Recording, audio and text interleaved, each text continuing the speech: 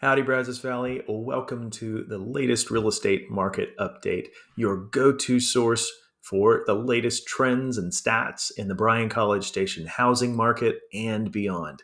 I'm Hayden Riley, a licensed broker associate with Inhabit Real Estate Group. And whether you're buying, selling, or just keeping an eye on the market, I've got you covered. Today, we'll dive into the numbers from last month, straight from the Bryan College Station MLS, the Texas Association of Realtors, and the Texas Real Estate Center. From sales volume to median home prices, we'll break it all down to help you make an informed decision based on this dynamic market. So grab a cup of coffee, maybe a pen and a paper, and let's see how this market's shaping up. Trust me, there are some interesting trends you won't want to miss. You ready? Let's jump in.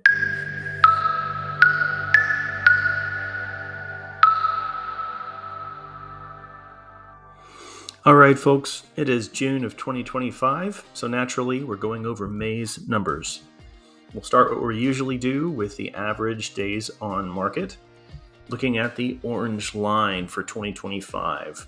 Our average days on market were at 106. Not a lot of difference between this and or between May and April, where we were at 108. But we're still below that 120-day mark that I keep talking about as being that more or less that line of demarcation between a seller's market and a buyer's market, or at least where we start to get into more of a balanced market. Next, we'll take a look at the units sold. Once again, looking at the orange line, there hasn't been a lot of variation from March to May. 362 in March as far as units sold, 370 in April, 381 in May. Typically, we see more of an increase, more of a ramp up as we come into the summer months, but we're just not seeing that as much at this point. And some of that is just, interest rates. Some of it has to do with just lots of inventory to choose from. Now, we are still middle of the pack relative to the last 5 years. So, no red flags being thrown up just yet. Next, we're taking a look at the new listings taken.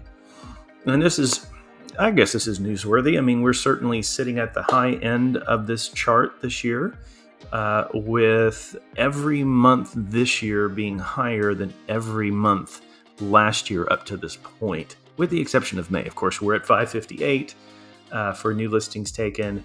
This May, last May, we were same number.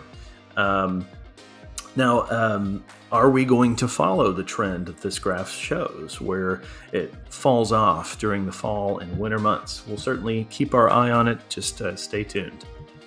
Next, we're going to take a look at just the Bryan College Station area as it influences our entire area. The median price point at $319,450, which is up 1.4%. Our active listings are up 19%. Our days on market at 101, just only 2 days more than May of 24. Our price distribution is very similar, with the lion's share of active listings between $200,000 and $400,000.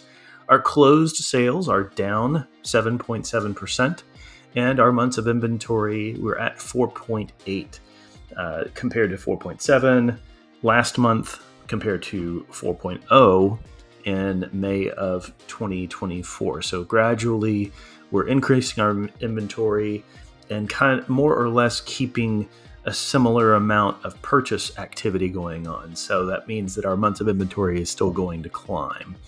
Now, for those of you not familiar with the months of inventory statistic, this is when we answer the question, what would happen if we sold the same number of properties that we did in May over and over again? How many months would it take us to deplete our inventory? And the answer, this month at least, is 4.8 months. And last is our market activity for the week, or actually for last week. So the 7th through the 13th, we had 86 pending listings out of 1,569 active listings. So 86 properties went under contract last week. That means that 5.5% of our inventory went under contract in the last week. Still an active week. I mean, we're not at a dead standstill. It's certainly showing activity.